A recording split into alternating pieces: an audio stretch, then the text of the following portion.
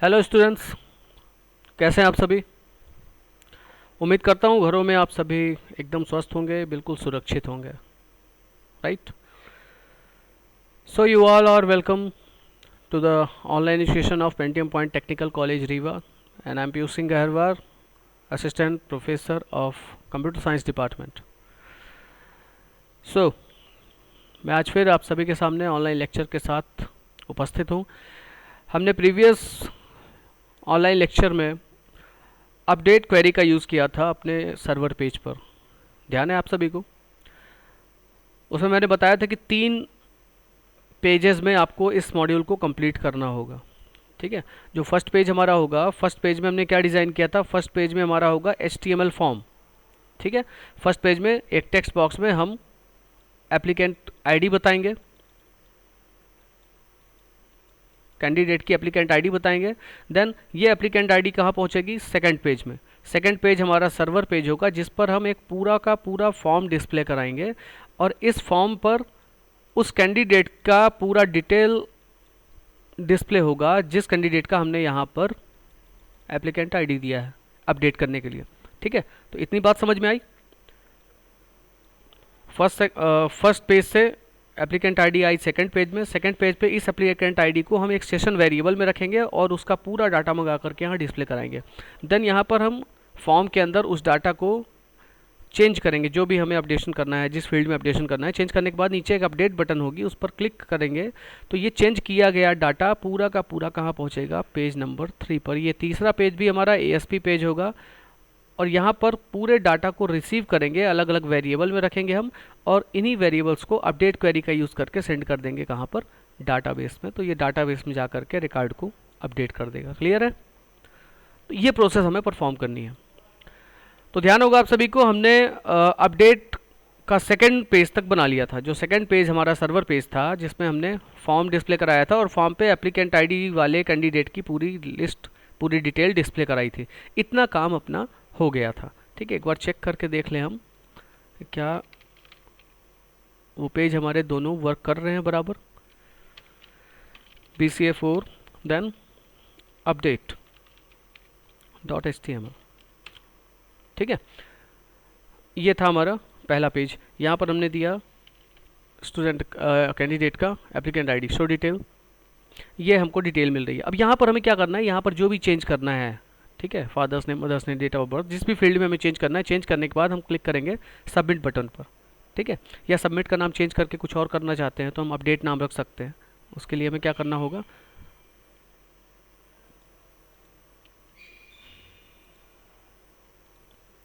यहाँ पर जाकर जो सबमिट ये लिखा हुआ है, input type submit, value submit, तो यहाँ सबमिट की जगह आप लिख देंगे अपडेट। राइट, तो यहाँ पर जो अब आपका पेज आएगा, यहाँ पर अपडेट लिखा होगा, तो चेंज करने के बाद हम अपडेट पर क्लिक करेंगे, तब ये पूरा चेंज किया हुआ डाटा पहुँचेगा हमारा तीसरे पेज में और वहाँ पर अपडेट क्वेरी के थ्रू चला जाएगा डाटाबेस में। ठीक है, तो अब हमें डिज़ाइन करना है क्या, थर्ड पेज, जो हमारा तीसरा पेज होगा, जिसको नाम क्या देना है हमें, वो ASP पेज होगा। उसका नाम क्या रखना पड़ेगा, जो यहाँ पर हमने फॉर्म पे दिया होगा। यहाँ पर फॉर्म में हमने क्या नाम दिया है, एक्शन में UPD.ASP।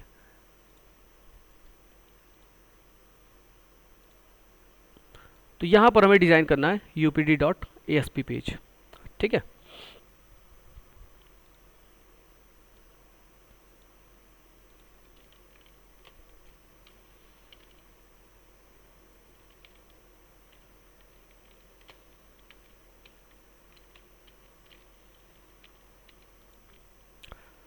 सो ये हो गया हमारा थर्ड पेज। ठीक है, यहाँ पर देखिए किया क्या हमने, हेड टाइटल इन्फॉर्मेशन अपडेट, ये हमने टाइटल दे दिया। देन बॉडी स्टार्ट करके यहाँ से हमने स्टार्ट कर दिया अपना सर्वर पेज। ठीक है, अब यहाँ सर्वर पेज के अंदर ASP में पहले तो हम ये 9 वेरिएबल्स डिफाइन करते हैं। देन इन 9 के 9 वेरिएबल में हमने पिछला जो पेज था, ठीक है, जिसमें हमने क्या डिज़ाइन किया था, फॉर्म, जो ये डिज़ाइन हो रहा है, इसका नाम क्या है इस पेज का, update.asp, जिस पर हमने ये फॉर्म दिखाया है और स्टूडेंट की सारी इन्फॉर्मेशन। यहाँ पर हम क्या करने वाले हैं, यहाँ पर हम चेंजेस करेंगे। चेंजेस करने के बाद अपडेट पर क्लिक करेंगे। जैसे ही अपडेट पर क्लिक करेंगे तो ये सारी की सारी वैल्यू पहुँचेगी इस पेज पर पैरामीटर के रूप में। ठीक है, अलग अलग एलिमेंट से, मतलब ये T1 है तो T1 से वैल्यू पहुंचेगी T2, T3, T4, फिर ये R1, R2, CRC, CRS, ठीक है, ये T5, T6, इतने एलिमेंट की वैल्यू यहाँ पहुँचेगी। तो अलग अलग एलिमेंट की वैल्यू उठा करके हमने अलग अलग वेरिएबल में रख लिए। यहाँ पर T1 से जो वैल्यू आई कैंडिडेट नेम की वो कहाँ रख लिया, CN में, T2 की FN में, T3 की मदर्स नेम में, MN में। इस तरह सब की वैल्यू उठा के हमने इन वेरिएबल्स में डाल दिया। क्लियर है?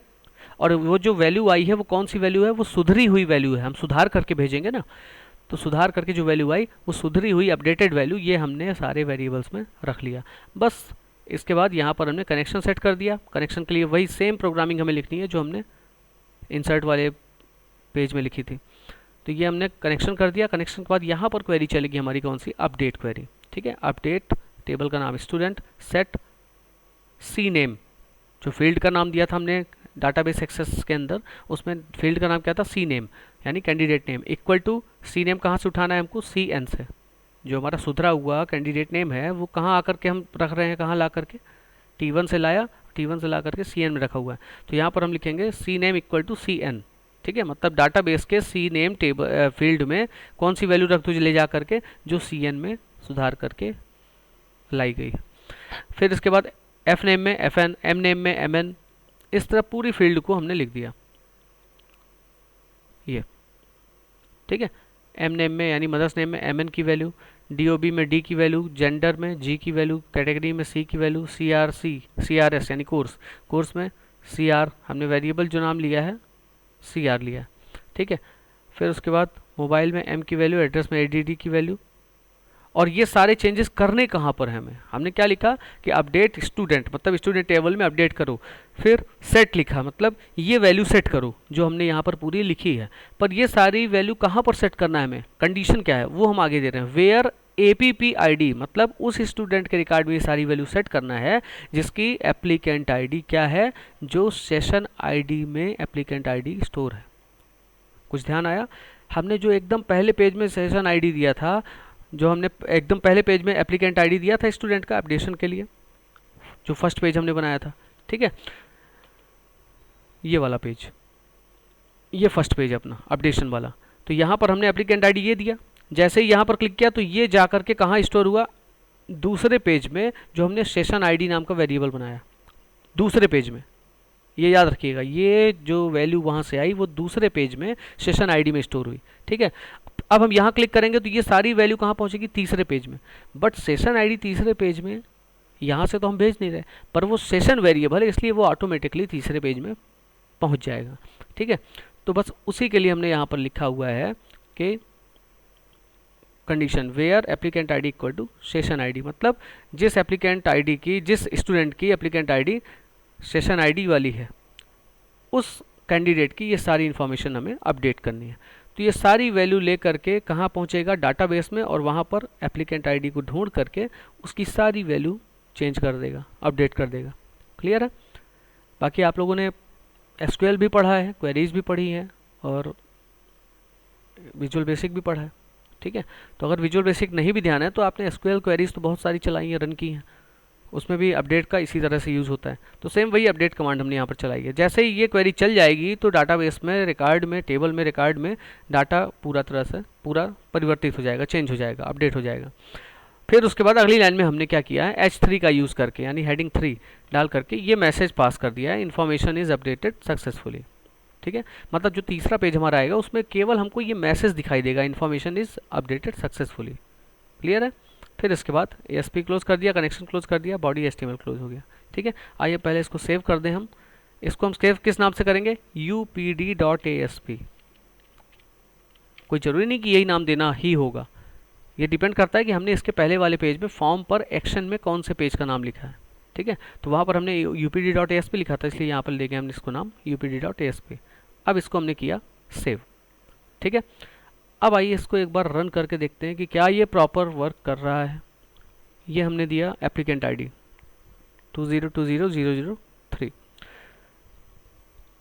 अब ये कहाँ पहुँच गया, सेकंड पेज पर। सेकंड पेज पर ये पूरा डाटा दिख रहा है। अब इसमें कोई थोड़ा बहुत चेंज करना है तो हमने चेंज कर दिया, सपोज ये चेंज किया, ये चेंज किया, हमने यहाँ पर कोर्स दे दिया BCom CA, मदर्स नेम में चेंज कर दिया हमने, ठीक है। अब ये ध्यान रखिएगा कि हमने इसका कोर्स बीकॉम सीए कर दिया है और मदर्स नेम माया गुप्ता। तो देखते हैं चल के चेंज हुआ या नहीं। अपडेट, फिलहाल ये एरर शो कर रहा है।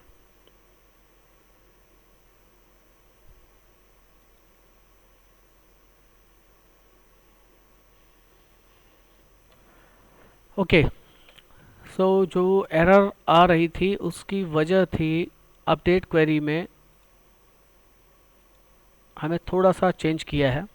अपडेट क्वेरी में देखिए एएसपी, जब सर्वर पेज आप डिज़ाइन करेंगे, विजुअल बेसिक में ये प्रॉब्लम नहीं होती थी, बट जब आप अपडेट क्वेरी का यूज़ करते हैं एएसपी में सर्वर पेज में, तो टेबल का नाम जो कि क्या नाम है, स्टूडेंट, ठीक है, टेबल का नाम आपको स्क्वायर ब्रेसेस के अंदर रखना पड़ता है। ये जो बिग ब्रैकेट होता है, ठीक है, लार्ज ब्रैकेट, इसके अंदर आपको टेबल का नाम और जितने भी डाटाबेस की फील्ड का नाम है उनको भी आपको इन्हीं स्क्वायर ब्रेसेस के अंदर लिखना होता है।